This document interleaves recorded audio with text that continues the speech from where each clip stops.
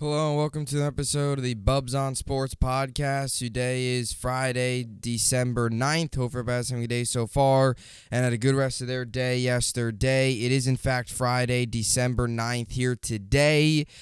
Coming off an exciting past couple nights here in sports. It is a football Friday. A lot going on as well in the MLB and all around baseball with free agency and all that good stuff. So it should be exciting to keep a continued eye on that. As you could tell, a little bit of a different setup here. It is the same area I'm in, just kind of changed desks. So a little different here. Like it. I hope you like it as well. Change it up a little bit. And once the Christmas tree is out, I will be even more zoomed in. So other stuff won't show as much. But the only reason why, it's still a bigger picture is because the Christmas tree's up. It's the Christmas, Christmas is very close. It's the holiday season. Got to have that up. So once that's down, I'll be much closer to the camera and you won't see as much of the outside stuff. And that was kind of the whole kind of thought process behind this all, to see more of, just the setup in itself and not really much of the outside stuff. So I hope you like it, but did change it up in case you were wondering. A lot to get to today. We're going to get right into it. I'm recording this a little later here on Friday due to scheduling. I'm going to try to keep this video a little shorter, probably around 20-25 minutes. So we're going to get right into it here. We're going to obviously get to the NFL game picks. I'm going to talk about the Jets, get to the Giants. I'm not going to get into a ton of in-depth detail as much as I usually do sometimes on some of these other games. I'm kind of just going to, give you the game, point spread, over, under, team that I think is going to win, move on to the next one and just go one by one. A little bit of a quicker podcast here, get you ready as well for fantasy football. It's a big weekend in fantasy as well, with playoffs and all that good stuff on the line and, clinching the first seed, for those who have a punishment in their league, maybe you got your tank bowl this week, whoever loses the tank bowl's got to have a punishment. So however all that stuff plays out, should be exciting to see it all here unfold this weekend. So with all that being said, let's go right into it here. This is a Football Friday podcast. This is the Bubbs on Sports podcast, and let's go right into it. So obviously last night was the Raiders-Rams, a wild game. Baker Mayfield turns it around, does a great job coming all the way back as they win 17-16. So I did get that pick wrong. I predicted the Raiders. The Rams go out and get the win. So my overall record now on the season is at 119-77. So with the loss last night, that does get me to my 77 losses. So looking to bounce back with a positive weekend here.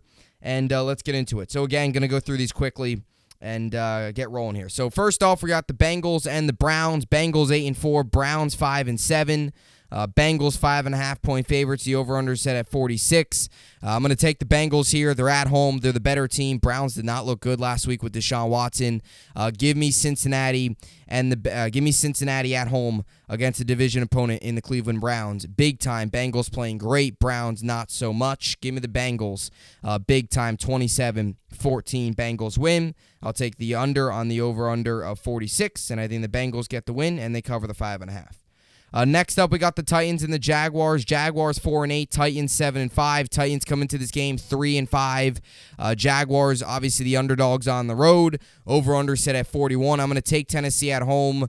Jacksonville, despite they got crushed last week. Trevor Lawrence got hurt. I'm going to take Tennessee here. I think they're going to be frustrated coming off of a terrible loss in Philly, getting smoked. They fired their GM. There's some rift going on over there. I think they're going to come out in this game. They're going to come out inspired. They're going to come out frustrated, and they're going to dominate. Give me Tennessee 28-13. I'll take the over on the over/under of 41. I think Tennessee wins and covers the 3.5. Next up, we got the Steelers and the Ravens. Ravens without Lamar Jackson. That is why they are the 2-point road dogs. Steelers, the home favorites. Steelers trying to keep their slim but playoff hopes alive. With last night's loss to the Raiders, it makes the AFC playoff picture a little clearer for the Pittsburgh Steelers if they can win this game. They're definitely in the conversation. Steelers are 5-7, Ravens 8-4. Steelers 2-point favorites, over/under set at 37. Despite Baltimore being without Lamar Jackson, they might very well get J.K. Dobbins back this week. I still like them against more of an inexperienced Steelers offense in a way, with Kenny Pickett. I like Baltimore in this game, even without Lamar Jackson. I think it's close, though, and low scoring. Give me Baltimore 17-13. Baltimore +2, and I'll take the under on the over-under of 37. Ravens get the win 17-13, +2. Next up, we got the Cowboys and the Texans. Cowboys come into this game 9-3. Texans come into this game 10-1. Cowboys are big 17-point favorites. The over-under set at 44 for this game. Give me Cowboys. They're going to dominate. Texans are embarrassing. They're on their way to getting the first overall pick. Cowboys win 31-10. I'll take the under on the over-under 44. Cowboys cover the 17. Next up, we got the Lions and the Vikings. This is a big game this weekend. Lions 5-7, Vikings 10-2. Surprisingly, the Lions come into this game 2-point home favorites. Vikings are the underdogs on the road. Over/under set at 51.5. You know what?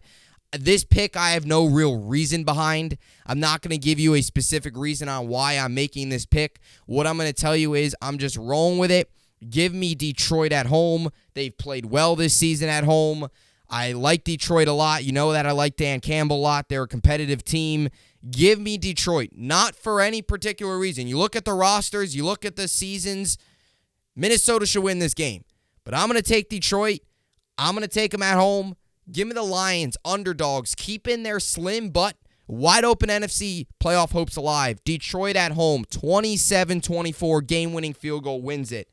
I'll take the over on the over-under of 51.5. Lions win and cover the 2. All right, 4 o'clock games now. We got the Chiefs and the Broncos. Chiefs 9-3, Broncos 3-9. Chiefs big 8.5-point favorites. Over-under set at 44, 4:05 p.m. Eastern, CBS. The Broncos would have a higher chance in this game if the Chiefs weren't coming off of the loss that they came off of last week. They're going to be frustrated. They lost to Cincinnati. They had opportunities to win that game. They couldn't. Cincinnati beat them. They lost the number 1 seed in the AFC. They're going to come out. They're going to come out with a lot of energy. They're going to come out inspired. They're going to come out frustrated. And as for this Broncos team, they're embarrassing. Nathaniel Hackett can't call an offense. Russell Wilson can't execute anything. They lost to Tyler Huntley They stink. The Broncos are awful. Give me Kansas City big time. 31-14, Kansas City wins. I'll take the over on the over-under 44. Kansas City wins and covers the 8.5. Next up, we got the Niners and the Buccaneers. 4:25 p.m. Eastern on Fox. Niners without Jimmy G. Brock Purdy, mystery relevant from Iowa State, will get the start versus the GOAT Tom Brady. Niners 8-4, Buccaneers 6-6. Niners 3.5-point favorites. The over-under set at 37. Look, I'm going to roll with the Niners. I still like their defense a lot. I still like their offense with Deebo Samuel. I think you're going to see his numbers go up. He's had a little bit of a down year, especially in terms of, fantasy points. I know a lot of people, including myself, picked him high this year. He's had a little bit of a down year. I think he's going to start to play a bigger role. I think they're going to you're going to see them hand the ball off to him more. I think you're going to see a lot more jet sweeps. I think you're going to see a lot more kind of short routes to him.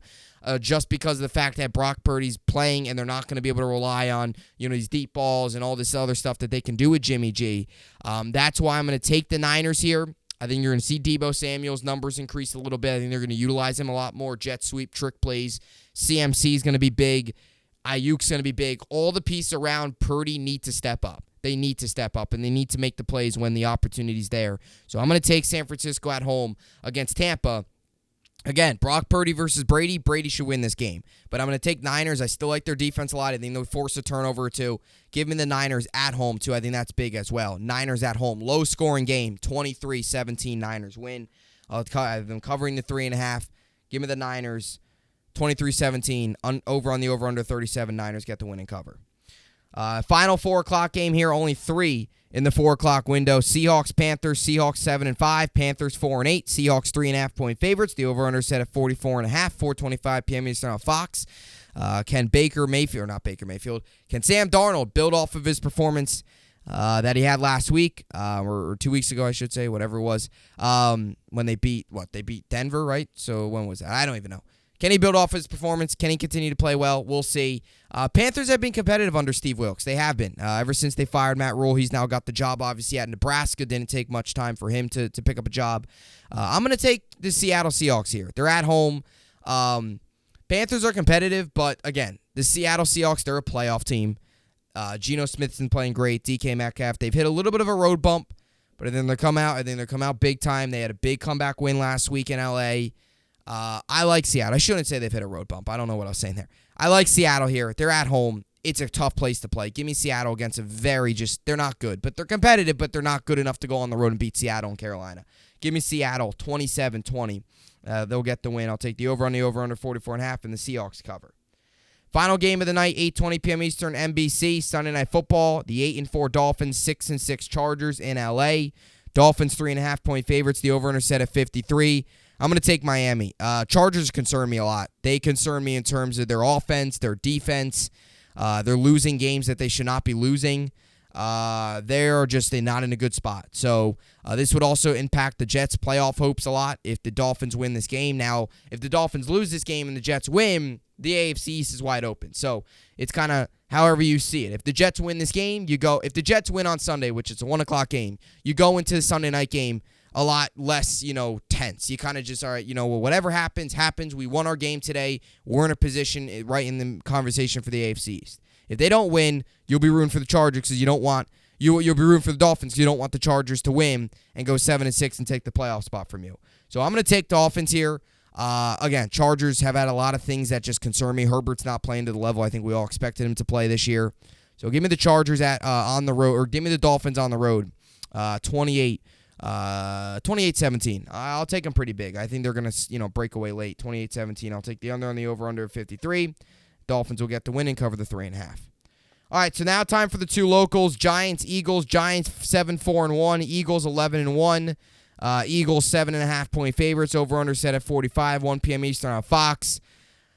87% of people in the Eagles are going to win this game. Look, this is going to be tough. It's not going to be easy at all. This is going to be an extremely tough game. It's not going to be easy. It's going to be a tough game for the Giants. Jalen Hurts, A.J. Brown, Miles Sanders, the list goes on and on to the pieces on their offense. Their defense is good. It's gotten a lot better stopping the run, too, since the addition of Ndamukong Suh. And that's one of the big ways the Giants have won games this year is relying on Barkley. A lot of the things that the Giants do well offensively, run the ball, the Eagles do a really good job. The Eagles have done a better job defensively the past couple weeks. Now, the run game has not been good. Run defense has been a bad piece of this Eagles defense. But the past couple weeks, it's been better. For the most part, they shut down Tennessee's run game last week. They've been a lot better. So, for the Giants, if they shut down Barkley at the end of the day, that's what's so tough about this Giant team. I look at this game and I say to myself, look, the Giants just aren't talented enough right now to beat the Eagles. Now, they are at home. That does help. That place going to be roaring. Giants fans hate the Eagles. This is a big game. Because if you find a way to win this game, that would be monstrous. So it is a big game, no doubt about it. And that's what makes it, that's what's going to make it, a little bit interesting. I wouldn't be shocked if the Giants hang around early. I think there's going to be a lot of energy in this game. I think they're going to be upset with the way they tied last week, that they had an opportunity to win in many different ways. They had a couple penalties, time management, drops, all those different things played into the tie. And then they're going to come out early and make some noise early. I wouldn't be surprised if the Giants jump out to maybe a 7-3 lead, and you look on, and you're looking at your phone, at a commercial break as a Jets fan, and you look and you see the Giants are winning 7-3 going into the second quarter. I wouldn't be shocked. But again, talent is just going to overtake this game. Eagles are going to win. I'm going to take Philly here, and I'm going to take them by a decent margin. I think the Giants will keep it close early, but too much talent on the Eagles side of the ball. They're going to peel away, and they're going to take it late. Give me the Eagles by more than 7.5. I'm going to take the Eagles 27-13. I'll take the Eagles 27-13. I'll take the under on the over-under, under on the over-under of 45.5 or 45, and then the Eagles win and cover the 7.5. All right, next up we got the Jets and the Bills. Jets 7-5, Bills 9-3. Bills 10-point favorites. The over-under set at 43, 1 Eastern. On CBS. Possible chance of snow also in New Jersey and we're, MetLife, but also a chance of snow up in Buffalo. And I'm looking forward to that. I want to see a little bit of flurries up in Buffalo. We haven't seen a Jets game this year, 12 games in, with any snow. And we've already gone to Lambeau. We've already gone to Denver, which can get snow. We haven't had that yet. Now, to be fair, we went to Lambeau early and went to Denver early. But still, we haven't had a snow game yet. So I would like to see a little bit of snow. Not to the amount where Mike White can't dominate, but I would like to see a little bit of flurries for that Jets-Bills game. Snow football is always awesome to watch, always fun to play. 95% of people think the Bills are going to win this game. Nobody believes in the Jets. First of all, I'll tell you this. Call me biased, say whatever you want. The spread for this game is ridiculous. Ridiculous. 10 points. The Jets have already beat the Bills, and they have a better quarterback playing right now. Like, I don't think people quite understand that. It's all we're acting like the Bills crushed the Jets 35-3, 3 weeks ago. The Jets just beat the Bills 3 weeks ago. Or 4 weeks, whatever it was, a month ago, whatever it was. They just beat them. Like, it's not crazy to say that the Jets can do this again. And again, I mentioned this, and I'm not going into this game cocky. Believe me, it's going to be extremely tough. In Buffalo, it might be snowing. That place is going to be roaring. The Bills haven't had a home game since November 13th because obviously the snow forced their game against the Browns to be played in Detroit. The Bills haven't played a home game in a month. It's been forever. Their fans are going to be fired up. Their fans are going to be anxious. They're going to probably be out of their houses for the first time in the weeks because of the 6 feet of snow that they got. I wouldn't be surprised if a lot of it's still melting. So they're going to be fired up. That place is going to be roaring. It's an in-division matchup. This is a big game for the Jets. This is a big game for the Bills. When you see the team like the Kansas City Chiefs, when you see them playing the Broncos and you're like, all right, they'll probably win. And if the Bills lose this game, you're thinking, all right, we'll probably lose the number 1 seed in the AFC. You don't want that. And same thing for the Jets here. This is a big game for the playoff spot. You lose this game, you're in a real tough spot. Because now you're 7-6. Now it forces you to win 3 of your final 4. Now you got to win the 2 games at home. It puts you in a tough spot. It also probably eliminates you from the division conversation. Now, if you win this game, you're right back in the race for the division, especially if Miami loses on Sunday night. So that's how important this game is for the Jets. It's also very important for Buffalo. You know that play's going to be roaring. It's not going to be easy, again, but I do believe in this Jet team. I do. I think Mike White's going to go out there. I think he's going to do what he's done, all season, or the 2 weeks he's played. He has an opportunity to throw for 300 yards in 3 straight games for the first time since Joe Namath and Ken O'Brien.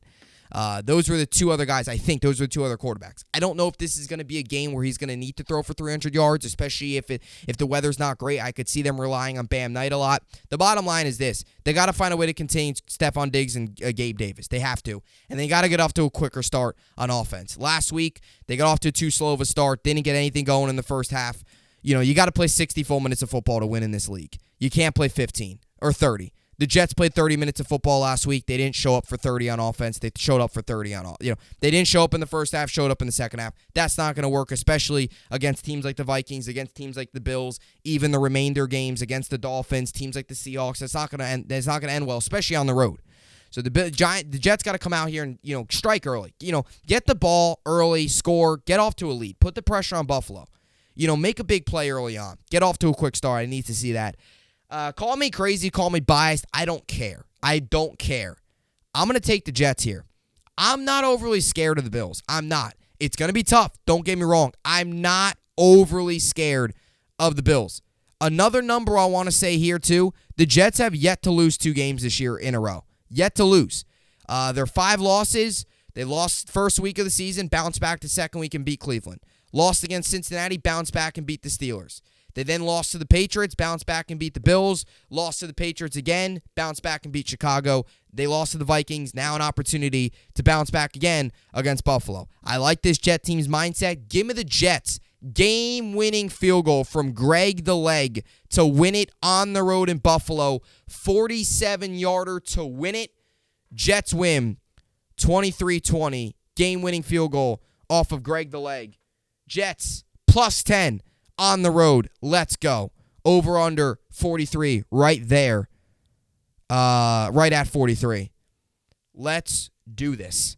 Let's go in Buffalo. Get this win. I believe. I'm believing. I'm all aboard the Mike White train. All aboard. Call me biased. I don't care. All aboard. I haven't felt this good as a Jet fan in a while. Let me have my moment. I'm so tired year in and year out picking against my team. It's finally time to me to pick for my team. I mentioned it. That Gazier, You can watch back the videos. I picked against the Jets every single week. You don't know how painful that was. I hate picking against my team, but I had to because I knew they were going to lose. Last year, I picked against the Jets a lot. This year, I finally picking for them. They're winning a lot of these games. I want to continue that. This is amazing. This has been a great year. Meaningful December football. Let's win a game in December. Let's get the job done on Sunday. Let's go. All right, so now on to fantasy football. I made the poor decision last night to start Foster Moreau, the Vegas tight end, and it's basically like I didn't set my lineup and I had an inactive player in. He got 0 points. He had one target, got me 0 points. Devontae Adams didn't do much either. He had 3 catches for 70 yards. He got me 10 points, which isn't bad, but compared to previous weeks, when you look at Devontae Adams' numbers, 36, 29, 33, 14, 39, 10, 34, 30. He's had a lot of big weeks. He's averaging 21.9 points per week, which is number one against the receivers. So 10 was a little bit of a disappointment. They ended up losing that game too. So a lot of people are wondering, Aaron Jones out, David Montgomery both on bye weeks, Terry McLaurin out.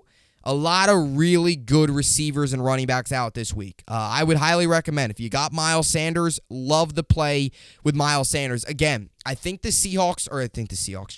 a bird. I was thinking of a bird. I think the Eagles are going to peel away late in this game, and I think you're going to see Miles Sanders get a lot of carries in the second half, running down clock. I think you're going to see that. I just like this, I just like the Eagles here. Giants' run defense hasn't been the best ever this year. They're allowing the 11th most fantasy points per game to running backs. So I like Miles Sanders here. Again, I think he's going to get a lot of opportunities in the second half because I truly do believe this will be like a 2-score game, going into the fourth quarter. And I just kind of see that that's kind of how they see it playing out. He had a good week last week, had a good week before that. He's been good. I like Miles Sanders as a play there. Chris Godwin's another guy. Slot him right in at flex with McLaurin being out, being on a bye week. Definitely Chris Godwin in at flex. To go to some other leagues, Pollard, solid flex option as well. If you're in a league where you have McLaurin and Devontae Smith, you throw in Devontae Smith over McLaurin. He's another option there as well. I am playing Mike White in one of my leagues. Waiver wire pickup that I love, Zonovan Knight. Bam Knight's been phenomenal for the Jets. Again, with Gibson, Cordero Patterson, David Montgomery, a lot of people, those are your 3 running backs on your roster. With all those guys being on a bye week, you're looking at Zonovan Knight. I love the pickup this week. You're looking at ESPN leagues. He is plus 27.4%. He's only rostered in 55.8% of leagues, so go check. He's been phenomenal the first 2 weeks of his career. 13 points in Week 12 against Chicago and 16 points last week. He's been kind of that number one back. He's been a perfect fit for this team. He's fresh. Obviously, get to this point in the year, a lot of guys are hurting. A lot of guys are in pain. A lot of guys are just grinding it out. That's why it's so tough to win in this league. He's a guy that's fresh. He's a guy that's done a really good job early on. I love him as a pickup. A lot of bye weeks this week in the running back market. Really like Bam Knight. If you want to go Bam Knight at flex over Tony Pollard, go ahead, do it. I don't care. I'd probably take Pollard over at flex just because he's more proven. But I don't mind Bam Knight either. As I mentioned, Deebo Samuel, hopefully his production's up more. Devin Singletary's another option at flex. I'd probably take Bam Knight over him with Rondale Moore most likely being out. Adam Thielen is an option against Detroit. Again, I think that's going to be a higher scoring game. I think, again, Detroit's team, I don't know exactly what the score was. Detroit's defense stinks. I think it's going to be a higher scoring game. And I like, I like Thielen there. Thielen hasn't been great, but Detroit's defense stinks. So they're going to see a lot of opportunities his way. He's a possible option. Could go Michael Gallup too, who's been getting slightly more targets as well. They're against a terrible Houston team, terrible all around. You could go Gallup from the Cowboys as well. An option there. So it'll be interesting. Looking forward to it. Big week in fantasy. So that's all of the advice I've got. And we shall see. We shall see how it all plays out. Looking forward to it. Should be a good week. Big week. For those of you who are, trying to avoid punishments, this is a big week for you. I know a lot of people, 24 hours in Waffle House, the Milk Mile, all those different things are a lot of fantasy punishments. So for those of you that are trying to avoid that, this is a big week for you. And for those of you that are trying to clinch a 1 seed, get in the playoffs like I am, 2 leagues, playoffs are on the line this week for me. Win, I'm in. Win, I'm in. That's how I see it. So there's other ways I could get into, but the easiest way is just to win. So big week for fantasy. A lot of good football on this weekend. The ultimate game, the ultimate game for America is on this weekend. The game of respect, as they call it, Navy Army, Lincoln Financial Field in Philly tomorrow, 3 Eastern, CBS. Navy 4-7, Army 5-6. Navy 2.5 point favorites. Over under set 32.5. I got to roll with Navy. Rooting for Navy, and should be a good game. Always love watching the Army-Navy game. Always great because Bowls don't quite start up yet. So you don't have football this weekend for college, but then you got, the Army-Navy game now, and that's always great. Like the Army-Navy game is great because it fills the void for that 1 week, and it's an awesome game. It's always close. They're always good games. The games I remember, I can't really remember many blowouts. It's always been good games coming down to the final couple seconds. This is why these guys do it. It's Michigan, Ohio State, 365. They taught 365 days a year. They're preparing, and it's same thing here for Army Navy. So looking forward to that tomorrow. Knicks Nets tonight. Nets against the Hawks at home as they close out a homestand. And the Knicks hit the road in Charlotte against the Hornets. So those are your 2 games on tonight. And you also got some hockey here. Islanders in New Jersey against the Devils. And the Rangers are in Colorado, in Denver, against the Avalanche, who very well could be without Nathan MacKinnon. So an opportunity for the Rangers to defeat the defending champions and get a couple wins here in a row. Nice win the other night against Vegas, 5-1. Win by win, chipping away here, get back, into the swing of things for the Rangers. They've been struggling. Get back into it, get some wins, and we'll see how far they can go. So, looking forward to a big weekend. Enjoy it. Basketball, too. Kentucky, BYU tomorrow. Looking forward to that. 1 Eastern, SEC Network. Good game for Kentucky. BYU is a solid team. They're a solid team. They're obviously Ivy League, so they're not a big-time team, but they're a solid team and an opponent that you have to look out for. So, looking forward to that tomorrow. So, as always, enjoy your weekend. Be on the lookout. I'll have a Jets preview pod tomorrow up on my In the Trench with Gangrene, and I'll also be talking Mets tomorrow as well. And if the Yankees do anything else, Brandon Nimmo signing with the Mets, David Robertson as well, re-signing, I should say, is Nimmo. Robertson signing with the Mets. So 2 good pitching additions for the Mets. They've done a great job this offseason. And as for the Yankees, Correa, Rodon, let's make the move, Hal. Let's make the move, Cashman. Let's get him in. So look out for those videos tomorrow. And, as always, enjoy your weekend. I will see you all back here on Monday. Hope you enjoyed it, and thanks for watching.